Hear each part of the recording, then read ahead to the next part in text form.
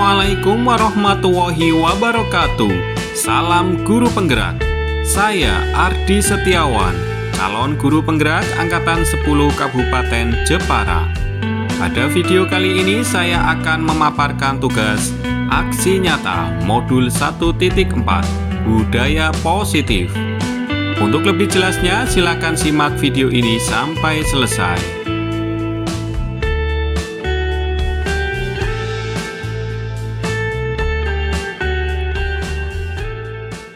Bismillahirrahmanirrahim. Sebelum membuka acara pada siang hari ini, saya akan membacakan pantun terlebih dahulu.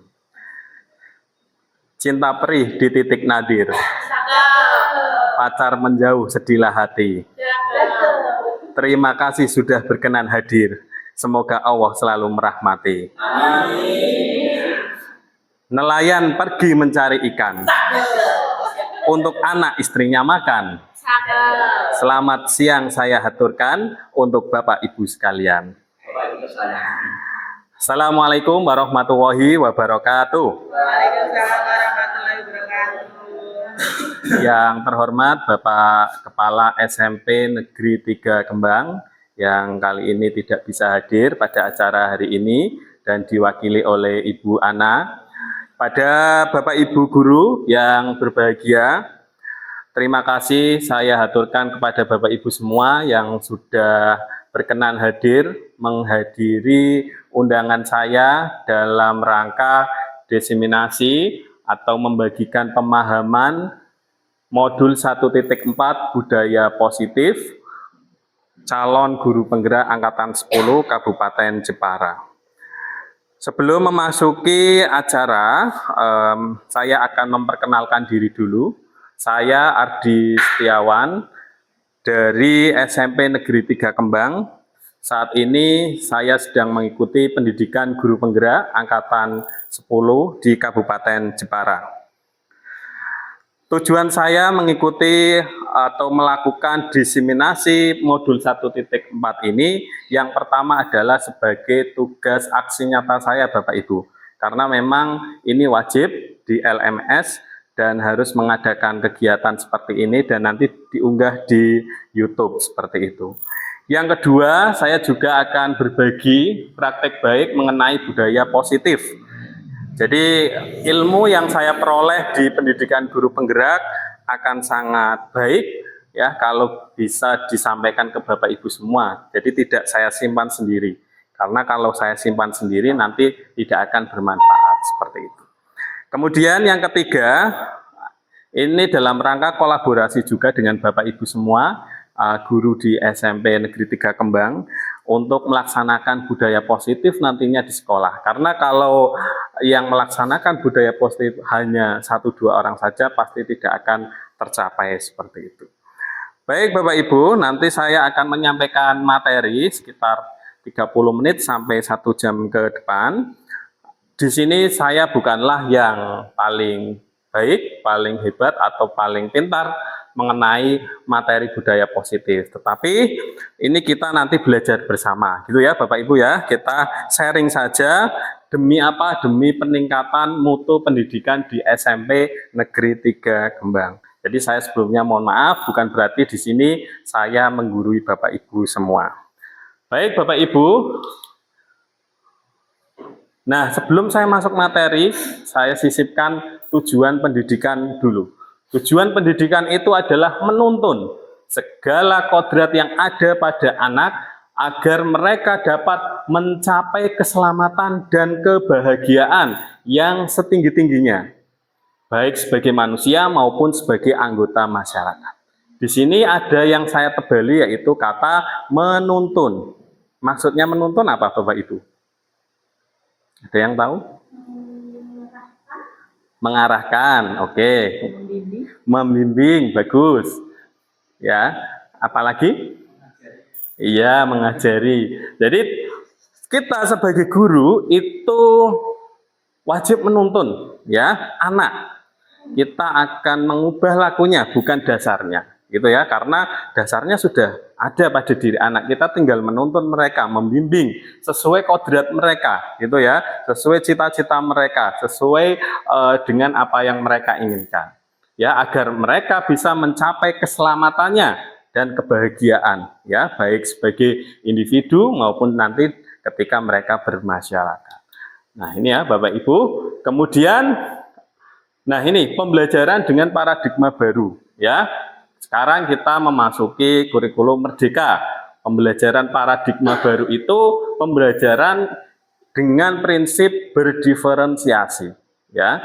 Ada yang tahu diferensiasi, Bapak Ibu?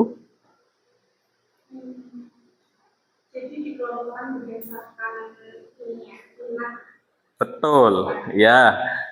Jadi konsep pembelajaran berdiferensiasi ini murid ya kita sesuai ya pembelajarannya sesuai kebutuhan mereka, karena sejatinya murid itu punya kebutuhan dan cara belajar masing-masing gitu ya Bapak Ibu. Nah, ini untuk mewujudkan nantinya profil pelajar Pancasila. Nah, untuk memasuki profil pelajar Pancasila kita harus melaksanakan budaya positif di sekolah. Nah, ini Bapak Ibu ada pertanyaan. Yang pertama, hukuman dapat mendisiplinkan anak. Setuju atau tidak? Monggo Bu Puput. tidak setuju Pak. Tidak setuju, alasannya? Untuk mendisiplinkan anak itu enggak hanya guru aja, tapi bisa diberikan reward atau pengarahan. Ya, bagus ya. Jadi untuk mendisiplinkan anak bisa dengan penghargaan atau reward atau dengan cara membimbing gitu ya. Oke. Yang kedua, pemberian hukuman dengan hal positif seperti membaca atau membersihkan halaman sekolah dapat meningkatkan disiplin anak. Nah, ini yang biasa kita lakukan ya Bapak Ibu. Misalnya kalau ada anak yang salah, kita hukum membersihkan sekolah atau disuruh membaca atau menulis gitu ya. Nah, ini menurut Ibu setuju enggak, Bu?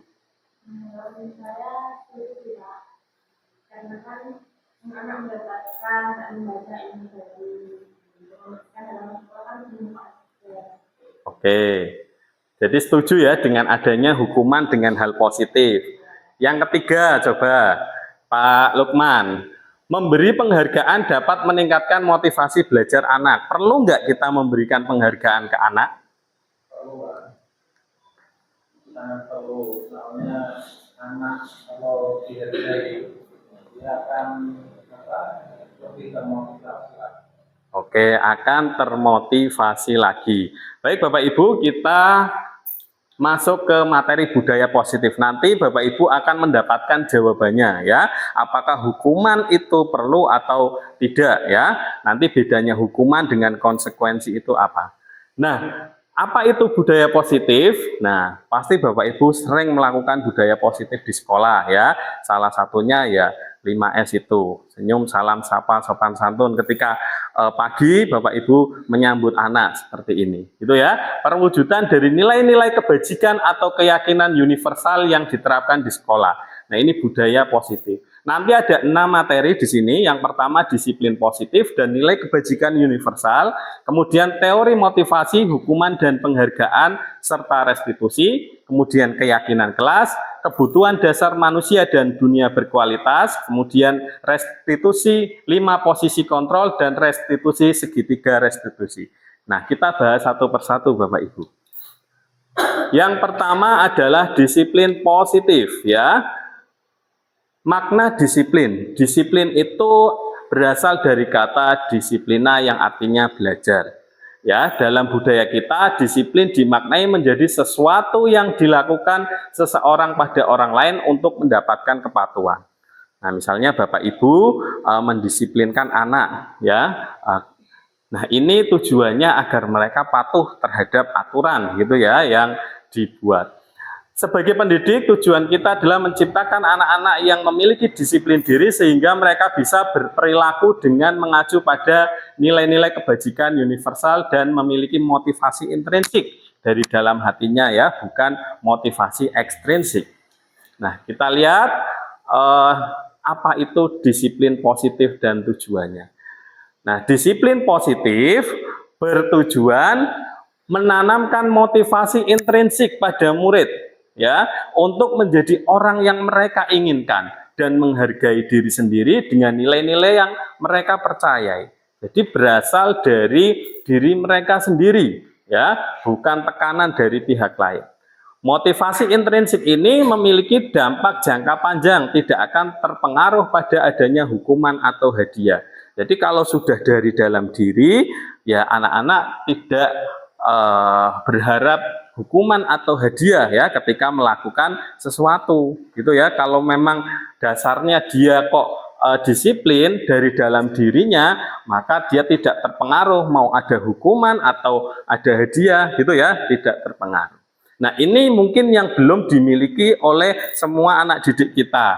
Itu ya, mereka melakukan sesuatu disiplin, kadang ada iming-imingnya hadiah atau pujian gitu ya.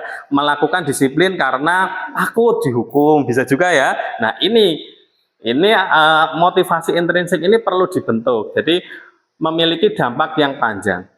Dengan motivasi ini, murid akan tetap berperilaku baik, berlandaskan nilai-nilai kebajikan karena mereka ingin menjadi orang yang menjunjung tinggi nilai-nilai yang mereka hargai atau mencapai suatu tujuan yang mulia. Itu ya Bapak Ibu. Jadi kita sambil mengajar selalu tanamkan nilai-nilai disiplin positif agar tertanam di hati anak-anak kita. Kemudian nilai-nilai kebajikan universal ini sifat-sifat positif ya, yang merupakan tujuan mulia Bapak Ibu. Di sini ya, dicapai oleh setiap individu. Nilai-nilai tersebut bersifat universal, bisa lintas agama, bangsa, latar belakang, dan lainnya. Nah, nilai-nilai kebajikan ini terpampang pada profil pelajar Pancasila. Ada berapa dimensi profil pelajar Pancasila Bapak Ibu? Ada 6 gitu ya. Sudah hafal ya ini ya.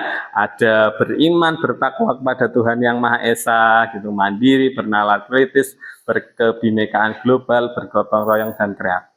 Oke, ini yang perlu kita tanamkan kepada anak didik kita. Nah, kemudian materi yang kedua yaitu teori motivasi, hukuman, dan penghargaan. Nanti kita akan membedakan apa bedanya hukuman, apa bedanya dengan konsekuensi, seperti itu. Nah, seperti yang tadi saya katakan, ada 3 motivasi perilaku manusia. Yang pertama yaitu untuk menghindari ketidaknyamanan atau hukuman. Ini motivasi eksternal. Nah, misalnya ada anak yang dia rajin karena dia takut dihukum. Saya nggak mau terlambat karena nanti kalau terlambat dihukum. Ini motivasinya berarti masih eksternal, gitu ya. Takut dihukum karena ketidaknyamanan. Kemudian untuk mendapatkan imbalan atau penghargaan orang lain, ini masih eksternal ya. Dia rajin karena pengen diberi imbalan atau penghargaan, gitu. Nah, sebaiknya yang paling bagus adalah motivasi internal, menjadi orang yang mereka inginkan dengan menghargai diri sendiri dengan nilai-nilai yang mereka percayai. Gitu ya Bapak Ibu. Jadi mari kita tanamkan ke anak didik kita ini motivasi internal. Nah, ini yang biasa ya kita lakukan ke anak didik kita. Hukuman ya. Misalnya hukuman menulis Asmaul Husna atau menulis surat-surat pendek, kemudian disuruh bersih-bersih, membuang sampah, ini termasuk hukuman. Hukuman atau konsekuensi adalah tindakan terhadap suatu pelanggaran. Nah, pasti yang melakukan ini ya anak-anak yang bermasalah ya, yang melakukan pelanggaran. Nah, apa bedanya hukuman dengan konsekuensi? Kita lihat Bapak Ibu. Hukuman itu bersifat tidak terencana atau tiba-tiba. Ya, murid tidak tahu apa yang akan terjadi dan tidak dilibatkan. Misalnya Bu Puput ini, pagi-pagi lihat anak terlambat. Kemudian dalam pikirannya Bu Puput langsung ingin memberikan hukuman. Ini secara tiba-tiba, ya, tidak terencana. Silakan ambil sampah atau lari misalnya 10 kali putaran. Nah, ini hukuman ya, tiba-tiba, tidak terencana. Murid tidak tahu apa yang akan terjadi.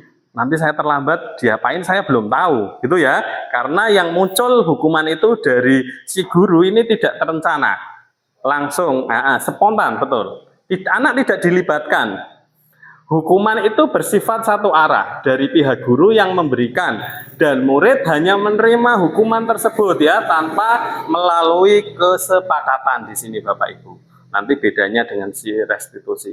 Atau pengarahan dari pihak guru baik sebelumnya atau sesudahnya. Jadi anak manut saja karena takut mungkin ya dengan kita. Hukuman bisa diberikan berupa fisik ataupun psikis ya. Murid disakiti oleh perbuatan atau kata-kata. Kira-kira kalau Bu Puput misalnya menghukum anak itu psikisnya kena enggak Ibu? Pasti ya. Iya, mereka pasti merasa tersakiti gitu. Nah, beda dengan konsekuensi Bapak Ibu. Konsekuensi ini sudah terencana atau disepakati. Sudah dibahas dan disetujui oleh murid dan guru. Nah, ini konsekuensi dibuat bersama. Nanti kalau kamu terlambat, gimana maunya apa? Misalnya maunya membersihkan lingkungan sekitar sekolah atau apa? Yang keduanya sudah direncanakan sebelumnya. Umumnya bentuk-bentuk konsekuensi dibuat oleh pihak guru atau sekolah dan murid sudah mengetahui sebelumnya konsekuensi yang akan diterima bila melakukan pelanggaran. Nah, pada konsekuensi murid tetap dibuat tidak nyaman. Nah, masih tidak nyaman ya untuk jangka waktu yang pendek. Beda kalau tadi dengan hukuman. Hukuman sudah tidak nyaman, konsekuensinya ya waktunya juga panjang juga. Nah, ini perbedaannya Bapak Ibu. Hukuman dan konsekuensi. Hukuman sesuatu yang menyakitkan harus terjadi. Kalau konsekuensi itu sesuatu harus terjadi. Hukuman bisa membuat anak sakit, baik fisik maupun hati. Kalau konsekuensi membuat anak merasa tidak nyaman saja ya dalam waktu sebentar. Kalau hukuman anak membenci kedisiplinan. Kalau konsekuensi anak menghargai kedisiplinan. Kalau hukuman ini sifatnya paksaan, kalau konsekuensi ada stimulus tanggapan ya. Kemudian dalam hukuman ini mendorong anak menyakiti diri sendiri. Kalau konsekuensi mendorong anak mudah menyesuaikan diri. Hukuman bisa ini menyebabkan marah, rasa bersalah, dipermalukan gitu ya, merasa tak dihargai. Kalau konsekuensi mereka kehilangan hak, dibuat tidak nyaman, diasingkan untuk sementara waktu saja. Nah, ini bedanya Bapak Ibu. Nah, ini biasanya Bapak Ibu sering melakukan hukuman ke anak-anak atau konsekuensi. Nah, ada yang sering konsekuensi, ada yang hukuman. Nah, ini nanti bisa disesuaikan ya Bapak Ibu ya. Jadi tidak harus hukuman terus. Boleh nanti kesepakatan dengan anak seperti itu. Nah, ini Bapak Ibu, kita coba jawab pertanyaan. Ini hukuman atau konsekuensi yang pertama. Mencatat 100 kali di dalam buku kalimat saya tidak akan terlambat lagi karena terlambat sekolah. Hukuman atau konsekuensi? Hukuman. Lari mengelilingi lapangan basket 2 kali karena terlambat hadir di sekolah. Hukuman. Murid diminta untuk push up 15 kali karena tidak menggunakan masker ke sekolah. Hukuman. Menggantikan kertas tugas teman yang telah dicoret-coret. Konsekuensi ya. Konsekuensi itu bedanya dengan hukuman ada penggantian ya. Nah, ada penggantian. Membersihkan tumpahan air di meja tulis karena tersenggol pada saat belajar. Konsekuensi dia mengganti gitu ya. Nah, murid disuruh untuk mengenakan sepatu seharian di sekolah karena tidak mengenakan sepatu hitam. Hukuman. Lari mengelilingi lapangan basket 2 kali karena terlambat 10 menit untuk pelajaran PJOK. Nah, ini biasanya konsekuensi ya, karena ada penggantian kalau terlambat 2 kali gitu. Itu ya Bapak Ibu bedanya hukuman dan konsekuensi. Nah, ini hukuman, konsekuensi, hukuman, konsekuensi. Baik, materi selanjutnya yaitu restitusi. Nah, ini bedanya hukuman, konsekuensi, dan restitusi. Restitusi itu proses menciptakan kondisi bagi murid untuk memperbaiki kesalahan mereka, sehingga mereka bisa kembali ke kelompok mereka dengan karakter yang lebih kuat. Ya. Restitusi juga merupakan proses kolaboratif yang mengajarkan murid untuk mencari solusi atas masalah mereka. Jadi mereka itu mencari solusi. Kamu salahnya apa? Coba cari solusi, gitu ya. Jadi tidak menghukum, tidak ada konsekuensi di sini ya. Adanya mencari solusi dan membantu murid berpikir tentang orang seperti apa yang mereka inginkan dan bagaimana mereka harus memperlakukan orang lain. Oke, nah ini ciri-ciri restitusi Bapak Ibu. Segitiga restitusi bukan untuk menebus kesalahan, namun untuk belajar dari kesalahan.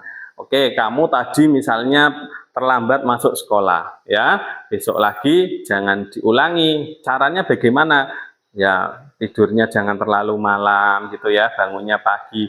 Nah ini mereka belajar dari kesalahan agar tidak mengulangi. Gitu.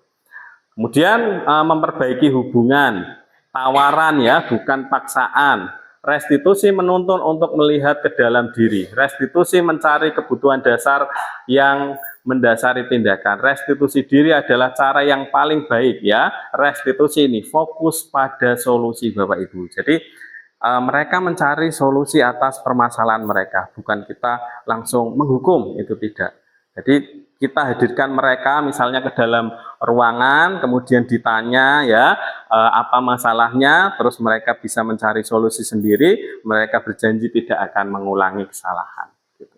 Nah, restitusi ini mengembalikan murid yang berbuat salah pada kelompoknya.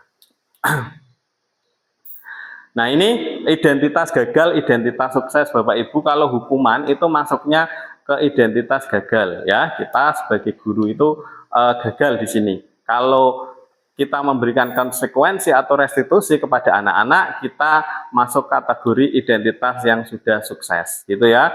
Karena hukuman ini sesuatu yang menyakitkan. Kalau konsekuensi ini sesuatu yang harus terjadi. Kalau restitusi ini merupakan sebuah pilihan. Mereka mencari solusi, ya. Masalahnya ini terpecahkan. Nah, ini contoh-contoh kalimatnya. Peraturannya adalah ini, kamu harus seperti ini hukuman. Kalau konsekuensi, apa sih peraturannya? Mampukah kamu melakukannya? Nah, kalau restitusi, apa yang kamu yakini? Apa yang kamu bisa lakukan untuk memperbaiki masalah ini? Nah, jadi ada bedanya di sini. Kalau ini menghukum, ya, ini ada konsekuensinya. Kalau yang ini restitusi, mereka biarkan mencari solusi untuk memperbaiki masalah. Ya, hukuman itu bisa murid bisa membenci dengan peraturan itu. Kalau hukuman, kalau konsekuensi murid akan menghormati peraturan. Ya, kalau restitusi murid akan menghormati dirinya sendiri, gitu ya, menghormati dirinya sendiri dan orang lain. Mereka akan berbuat sebaik mungkin agar tidak melanggar aturan. Gitu ya Bapak Ibu. Nah ini bedanya. Yang ketiga yaitu keyakinan kelas. Bapak Ibu sudah melakukan keyakinan kelas di kelas masing-masing? Bu Ana sudah? Sudah. Pak Debi sudah? Bu Wulan sudah? Oke, sudah semua ya untuk keyakinan kelas. Nah, coba kita lihat keyakinan kelas itu apa. Mengapa sih tidak peraturan saja? Mengapa harus keyakinan kelas? Ini pertanyaan Bapak Ibu. Coba dijawab Bu. Kenapa kok harus keyakinan kelas bukan peraturan kelas gitu? Keyakinan menurut saya nanti kan kedepannya anak-anak itu akan dapat membedakan mana sih yang positif dan mana yang negatif. Mereka meyakini yang positif dan yang negatif kan bisa begitu. Ya.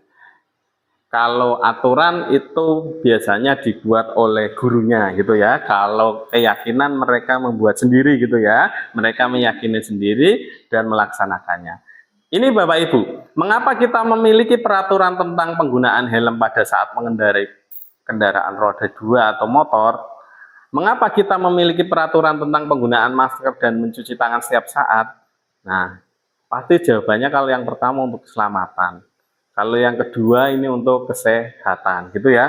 Nah, ini nilai-nilai keselamatan dan kesehatan inilah yang disebut sebagai keyakinan. yaitu nilai-nilai kebajikan universal yang disepakati secara tersirat dan tersurat lepas dari latar belakang suku, negara, bahasa maupun agama. Dimanapun negaranya pasti seperti ini ya. Menggunakan helm saat mengendarai motor, ketika COVID ini dulu menggunakan masker dan cuci tangan. Oke, ini Bapak Ibu keyakinan kelas yang saya foto di kelas 8A. Ini sudah bagus ya. Keyakinan kelas itu bersifat abstrak daripada peraturan yang lebih konkret. Keyakinan kelas berupa pernyataan-pernyataan universal ini. Menghormati guru, menghargai teman, ya, melaksanakan piket sesuai jadwal, datang sekolah tepat waktu. Nah, ini kebaikan-kebaikan universal, ya, kebaikan yang semuanya bisa diterima gitu. Keyakinan kelas hendaknya tidak terlalu banyak sehingga mudah diingat dan dipahami. Keyakinan kelas baiknya sesuatu yang dapat diterapkan di lingkungan tersebut, ya, tidak berat. Semua warga hendaknya berkontribusi, Bapak Ibu. Jadi semuanya membuat keyakinan kelas itu bersama-sama. Nanti ada contohnya. Nah, ini kemarin saya coba membuat keyakinan kelas ya. Ini prosedurnya ya. Jadi semua warga kelas itu menuliskan dulu di kertas. Kemudian mencatat semua masukan murid, kemudian disusun dengan kalimat positif kalau keyakinan kelas itu. Ya, misalnya dilarang menyontek saat ulangan, diganti kalimatnya ya selalu jujur ya dalam mengerjakan tugas, seperti itu. Jadi hindari kata dilarang atau kata tidak. Kemudian dikumpulkan ini secara bersama-sama, kemudian dicek mana yang pantas dan tidak pantas oleh guru. Nanti dipilih, disortir, dan ditentukan keyakinan kelas di kelas tersebut. Misalkan ada yang menulis boleh makan di dalam kelas. Nah, kita sortir dulu ya. Makan apa misalnya? Kalau minum boleh enggak, seperti itu. Nah, misalnya minum boleh enggak? Ditawarkan dulu ke anak-anak. Kalau minumnya air putih ya, tidak mengganggu yang lain ya, menurut saya boleh saja. Nah, seperti itu. Jadi dari semua anak-anak dipersilakan untuk menulis keyakinan mereka. Nanti Bapak Ibu guru hanya memandu saja, seperti itu. Kalau makan ya jelas nanti mengganggu yang lain, tapi kalau hanya minum saya kira masih bisa ditoleransi. Nah, keyakinan kelas selanjutnya bisa diletakkan di dinding kelas di tempat yang mudah dilihat semua warga. Tidak hanya keyakinan kelas Bapak Ibu, nanti setiap mata pelajaran juga diharapkan untuk membuat keyakinan ya, setiap pelajaran masing-masing. Jadi keyakinan kelasnya Bu Puput dengan keyakinan kelas saya mungkin beda gitu ya. Jadi setiap guru punya keyakinan kelas masing-masing. Nah, ini Bapak Ibu, nah, misalnya ini, selalu kembalikan buku ke tempatnya. Ini masuknya, sebentar.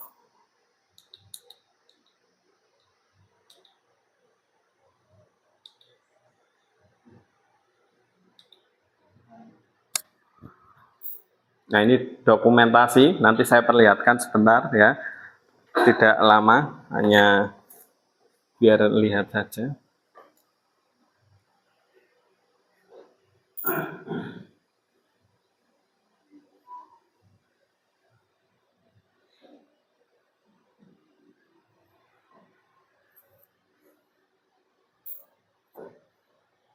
Nah, ini Bapak Ibu, ini suaranya tidak ada.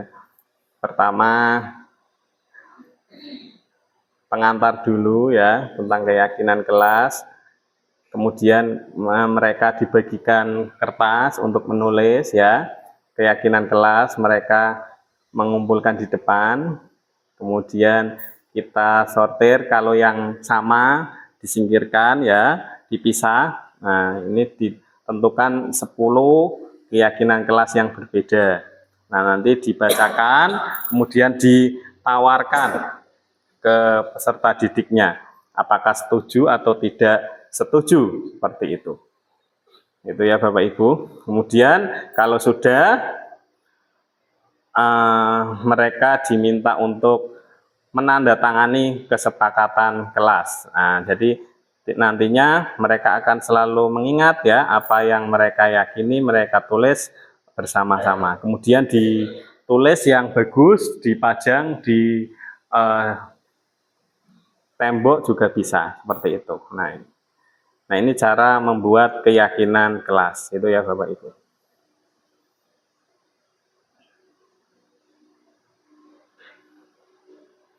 Oke, materi keempat, ini cepat saja ya Bapak Ibu. Kebutuhan dasar manusia. Kebutuhan dasar manusia itu ada 5 Bapak Ibu. Yang pertama adalah kebutuhan untuk bertahan hidup. Semua orang pasti bertahan hidup ya, dengan segala caranya mereka mempertahankan dirinya. Kemudian kebutuhan akan kasih sayang dan rasa diterima. Sama siswa kita juga pasti butuh yang namanya kasih sayang dari kita. Kemudian manusia juga butuh kebebasan, ya, kebutuhan akan pilihan, boleh memilih ini, boleh memilih itu. Jadi tidak ada paksaan di sini. Kebutuhan kesenangan ya, untuk merasa senang, ya ini juga hak anak-anak didik kita. Kemudian penguasaan atau kebutuhan pengakuan atas kemampuan. Nah ini 5 kebutuhan manusia. Kemudian kebutuhan dasar manusia dan dunia berkualitas ini Bapak. Dunia berkualitas itu tempat khusus dalam pikiran, tempat menyimpan gambaran representasi dari semua yang diinginkan. Untuk masuk ke dunia berkualitas syaratnya adalah bahwa sesuatu itu harus terasa sangat baik dan memenuhi setidaknya 1 atau lebih kebutuhan dasar. Jadi kalau Bapak Ibu sudah mendapatkan kasih sayang, sudah mendapatkan kebebasan, kesenangan gitu ya, maka artinya Bapak Ibu sudah menjadi manusia yang berkualitas gitu ya Bapak Ibu. Jadi gambaran dunia berkualitas adalah unik dan spesifik untuk setiap orang. Oke, yang kelima yaitu 5 posisi kontrol. Ini materi yang sangat bagus, yang sangat penting ya, yang bisa kita pahami, kita posisinya di mana sebagai guru. Yang pertama adalah ini, sebagai penghukum. Guru menghardik, menyakiti. Efeknya murid marah dan mendendam dan bersifat agresif, mengulangi kesalahan mereka.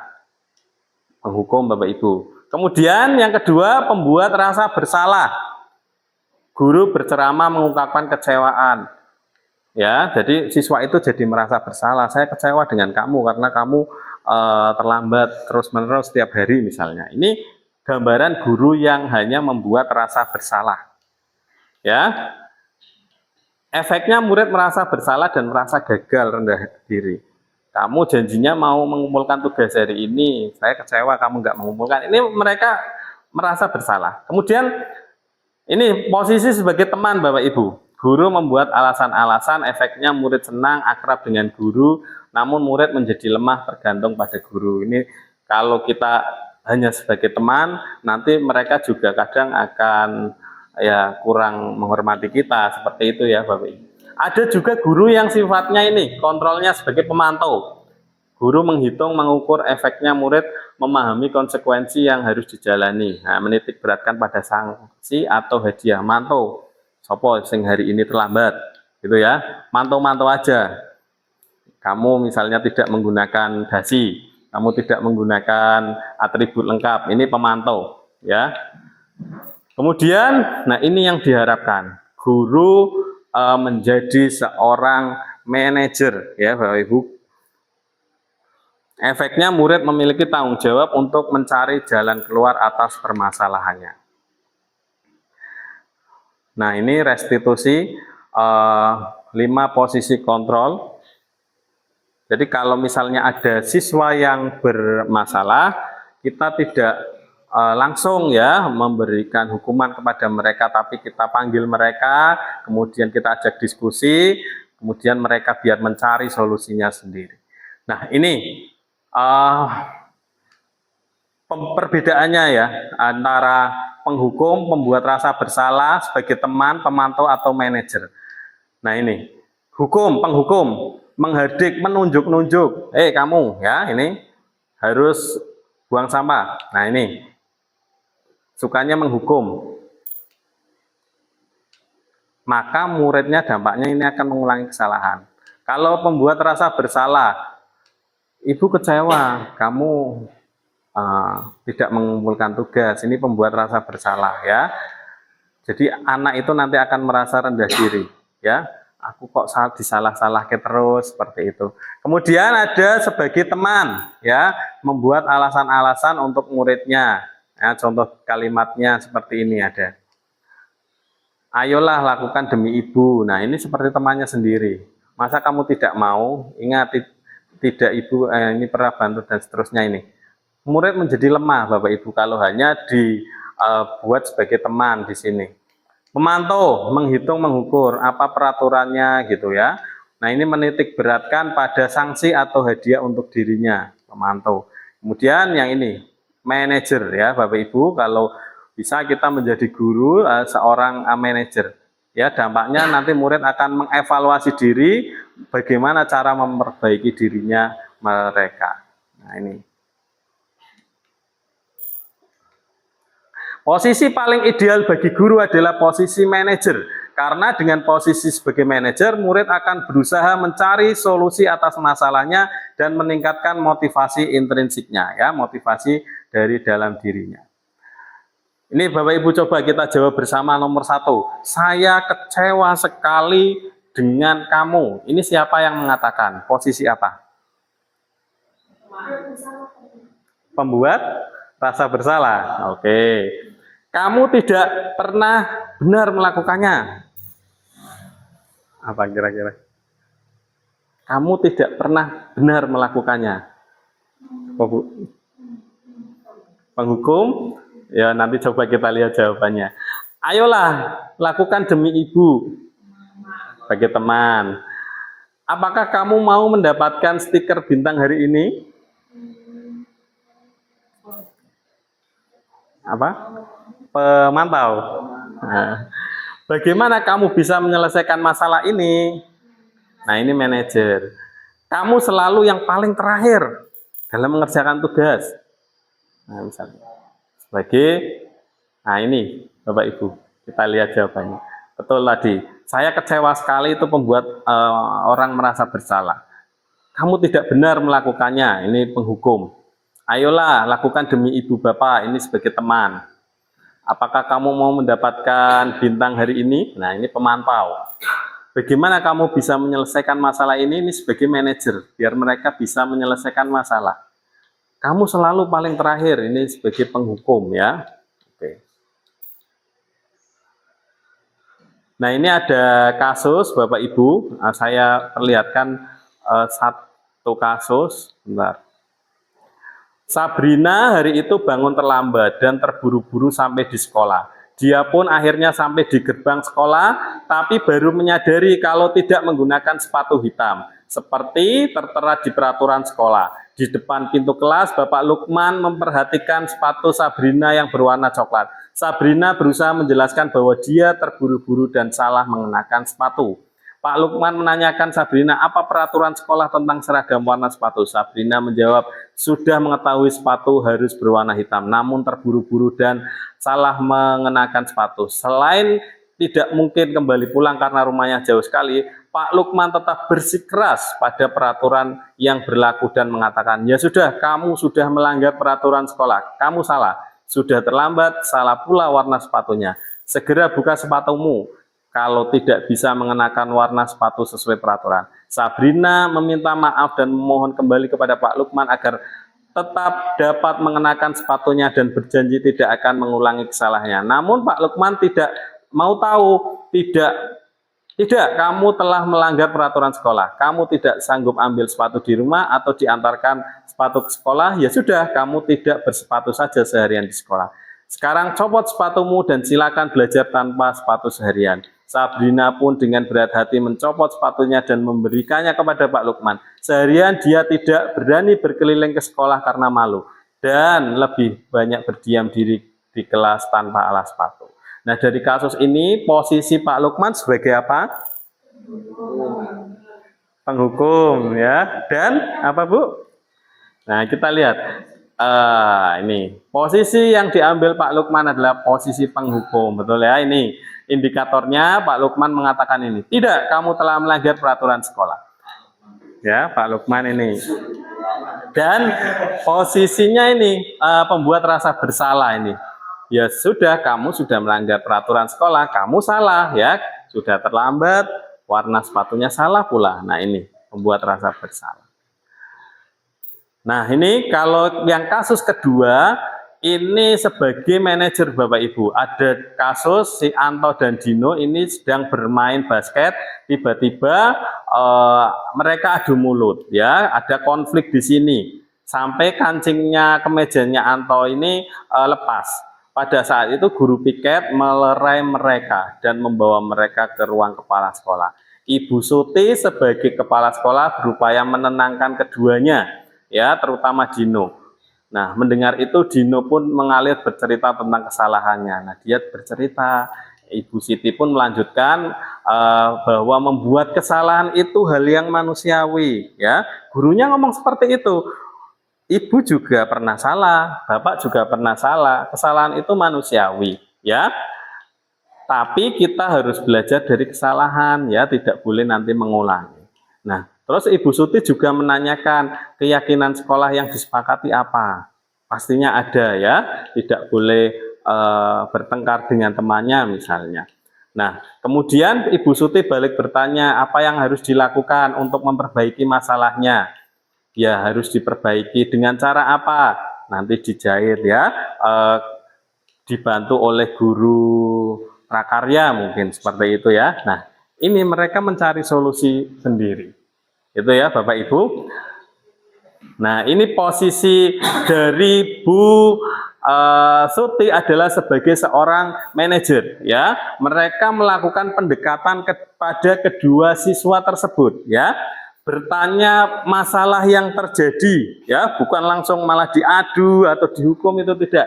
Bertanya tentang permasalahan yang terjadi, menanyakan keyakinan kelas yang disepakati, memberikan kesempatan kepada Dino untuk memperbaiki kesalahannya, ya, memberikan solusi, ya, cara yang ditempuh Dino bagaimana, dan mereka dikembalikan ke kelompoknya dengan ini damai, gitu ya Bapak Ibu. Jadi kalau ada masalah dua siswa dilakukan dengan segitiga restitusi ini, ya, dengan posisi sebagai manajer, bukan sebagai penghukum.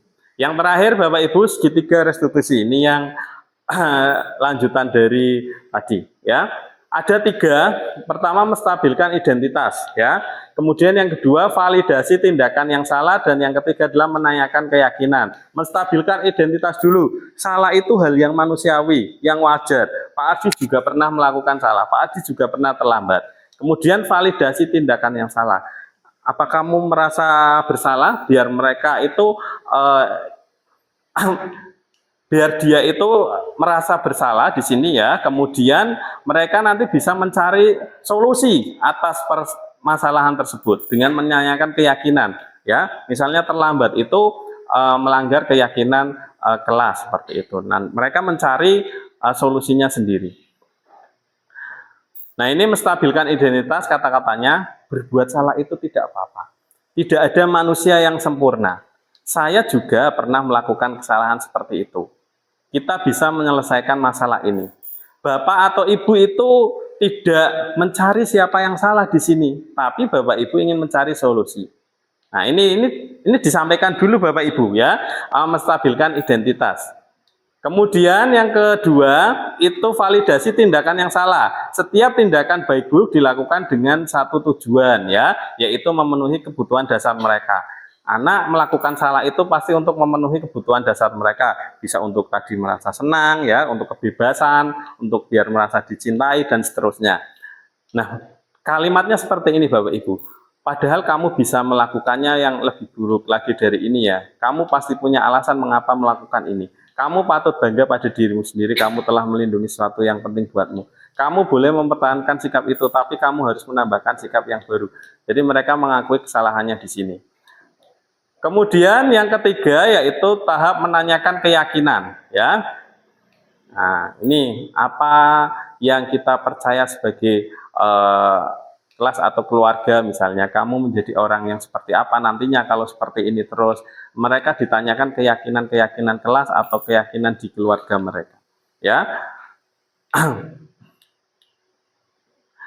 Nah, itu Bapak Ibu, materi mengenai restitusi. Ini ada contoh penerapan segitiga restitusi. Saya perlihatkan sebentar, kemudian selesai.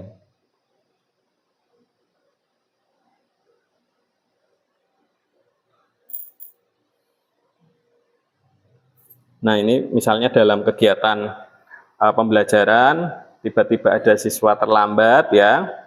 Nah, kita tidak mempermalukan dia di depan kelas ya.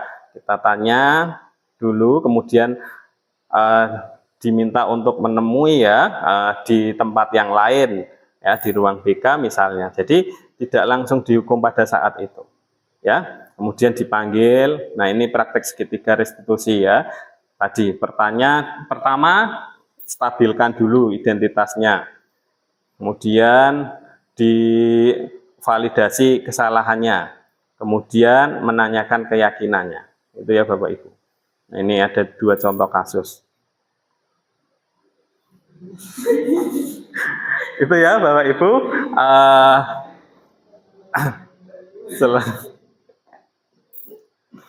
Itu ya Bapak Ibu, materi kita pada siang hari ini mengenai budaya positif di sekolah. Harapannya kita menjadi guru dengan posisi manajer, kemudian ketika ada siswa yang melakukan kesalahan, kita tidak langsung menghukum, tapi kita melakukan pendekatan dengan segitiga restitusi. Coba dijawab Bapak Ibu, nomor 1, hal baru apa yang mengubah paradigma saya yang saya dapatkan dari materi kita siang hari ini? Oke, coba Bu Wulan, mendapat apa hari ini?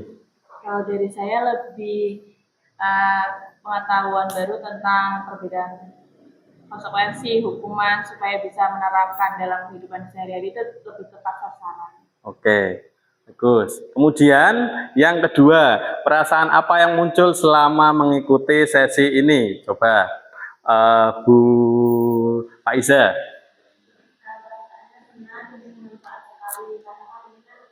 Pengalaman yang saya hari yang baru, terutama saya berbeda tahu konsekuensi lingkungan. Oke, yang ketiga, saya akan menjadi guru yang seperti apa setelah melakukan sesi ini, Bu? Saya akan menjadi guru yang berperan sebagai manajer. Ya, sebagai manajer ya. Oke. Itu ya Bapak Ibu, refleksi untuk kegiatan kita pada siang hari ini. Ada kata-kata dari Ki Hajar Dewantara, merdeka itu artinya tidak hanya terlepas dari perintah, akan tetapi juga cakap buat memerintah diri sendiri. Gitu ya. Jadi kalau dari dalam hati semuanya akan senang seperti itu ya. Jadi bukan paksaan. Baik Bapak Ibu, demikian untuk pembahasan kita pada siang hari ini mengenai materi budaya positif di sekolah. Sebelum saya mengakhiri, saya akan membacakan pantun terlebih dahulu. Jalan-jalan ke kota Mekah, ingin ibadah berlama-lama. Semoga acara ini membawa berkah, bermanfaat untuk kita semua. Siang hari makan kuaci, dimakan bareng sama Ibu Asih. Cukup sekian acara hari ini, saya ucapkan banyak terima kasih. Wassalamualaikum warahmatullahi wabarakatuh.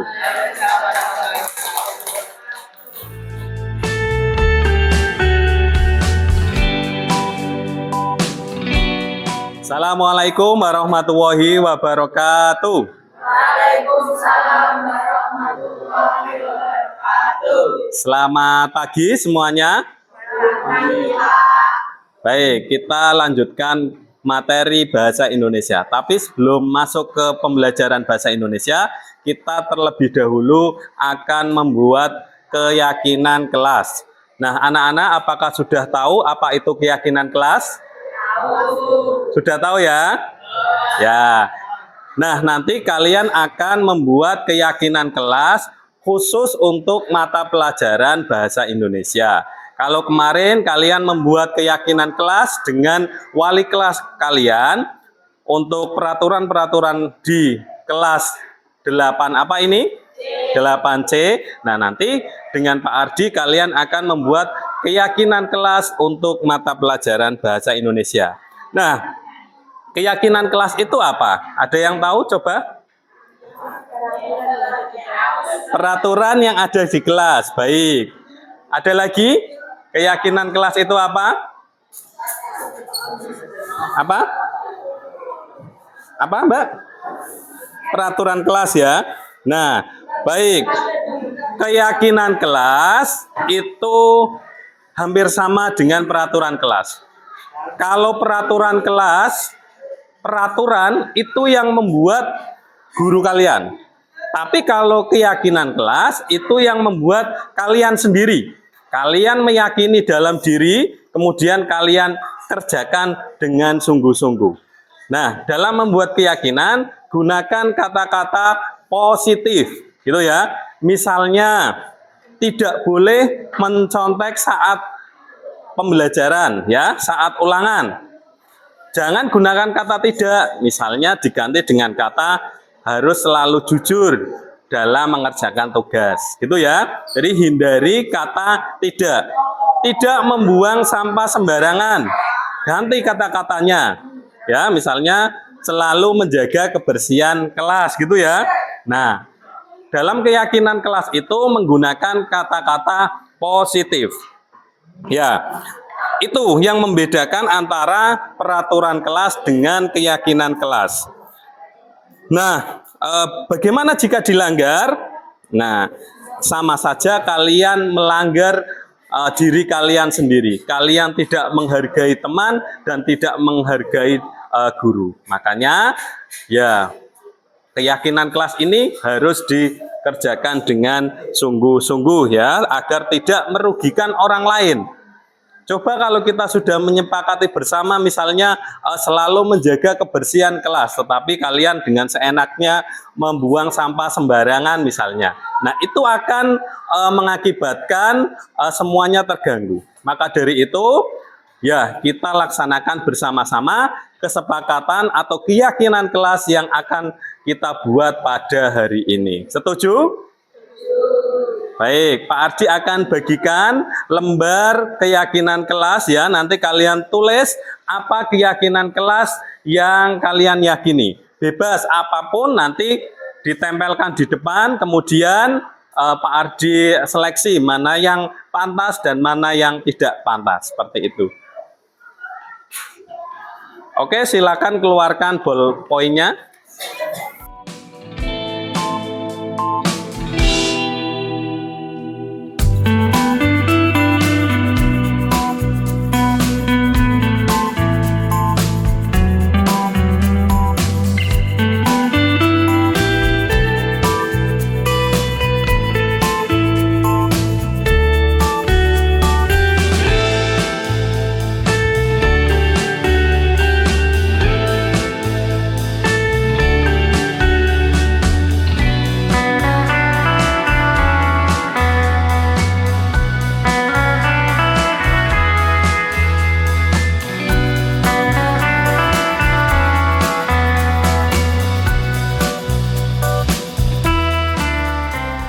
Oke, silakan yang sudah bisa ditempel di papan tulis ya.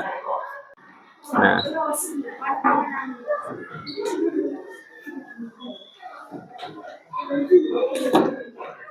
Ayo yang sudah silakan langsung duduk.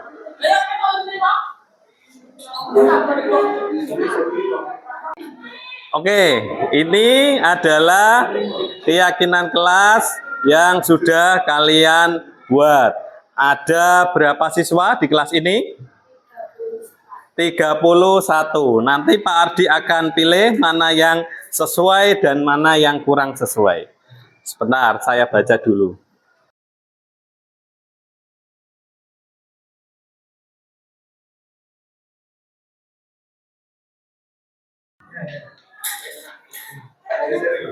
Baik, ini kita sudah mendapatkan 10 keyakinan kelas. Tadi ada banyak ya, ada beberapa yang sama, maka Pak Ardi pilih, Pak Ardi seleksi ya, ditentukan 10 ya keyakinan kelas. Kita baca bersama-sama. Yang pertama, datang ke sekolah atau masuk kelas tepat waktu. Setuju?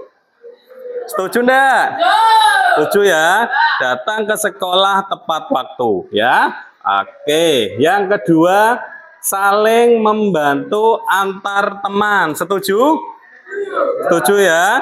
Ya, saling membantu antar teman. Kemudian yang ketiga, selalu mengerjakan tugas dengan baik sesuai perintah guru. Setuju? Ya, ini hal positif ya. Kalian kalau ada tugas dari Bapak Ibu guru selalu mengerjakan tugas yang diberikan. Kemudian saling membudayakan 5S. 5S tahu enggak? Ya. Salam, senyum, sapa gitu ya, sopan dan santun. Nah, 5S setuju enggak ini? Setuju, ini sangat bagus sekali nih. Nah, ini ide siapa ini? 5S tadi, yang menulis 5S. Nah, bagus ya. Jadi kalau ketemu teman kalian, 5S. Senyum, salam, sapa, sopan, dan santun. Kemudian, melaksanakan piket sesuai jadwal. Nah, ini. Jadi kalau kelasnya kotor, disapu ya, dibersihkan setiap hari sesuai piket. Setuju enggak ini? Setuju? Yang laki-laki setuju? Setuju ya, nanti kalau jadwalnya piket, kalian harus mengerjakan piket. Yang keenam, menjaga kerapian seragam saat masih di sekolah. Nah ini yang nulis kalian sendiri, bukan dari Pak Ardi ya. Merapikan seragam ketika pelajaran berlangsung, ketika di sekolah. Yang bajunya di luar harus dimasukkan, gitu ya. Nah, harus pakai dasi gitu ya. Nah, ini. Kemudian menghargai guru saat menerangkan pelajaran. Ketika Bapak Ibu guru menjelaskan, kalian menghargai ya, tidak mencela. Ya, seperti itu. Mendengarkan dengan saksama. Setuju? Lanjut. Menghargai pendapat teman. Nah, ini. Teman ketika berpendapat ya jangan diejek ya, hargai pendapat teman. Setuju? Setuju ya. Kemudian bekerja sama dalam kelompok dengan baik. Nah ini, kalau kalian dibagi kelompok, yang mengerjakan tidak hanya satu orang, satu anak, tapi semuanya bekerja sama gitu ya. Setuju? Iya, misalnya ada tugas ini bahasa Indonesia, kalian diminta berkelompok, yang mengerjakan namanya kelompok ya semua anggota gitu ya, jangan hanya satu atau dua orang saja. Nah yang terakhir ini ada menarik ini, tidak boleh makan di dalam kelas. Setuju enggak kalau ini? Apa? Tidak, alasannya apa?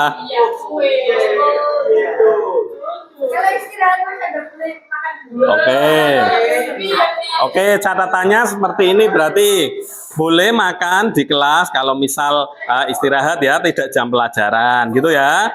Atau boleh nggak bawa minum ke kelas? Boleh ya, barangkali haus kalian boleh minum, tapi ya dengan izin Bapak Ibu guru dulu gitu ya. Misalnya Pak Bu mau minum sebentar karena haus gitu ya. Nah boleh, tetapi yang tidak boleh adalah makan di dalam kelas gitu. Setuju? Nah dari 10 ini ya kalian sudah menyetujui keyakinan kelas. Harapannya ini kalian implementasikan, kalian laksanakan, kalian patuhi aturan-aturan di dalam kelas ini sehingga semuanya tercipta suasana yang aman dan nyaman di kelas 8C. Oke, untuk keyakinan kelas nanti karena ini sudah disetujui, Pak Ardi minta kalian untuk maju nanti menulis nama ya, nama singkat saja, kemudian tanda tangan gitu ya, satu-satu urut dari depan. Nah.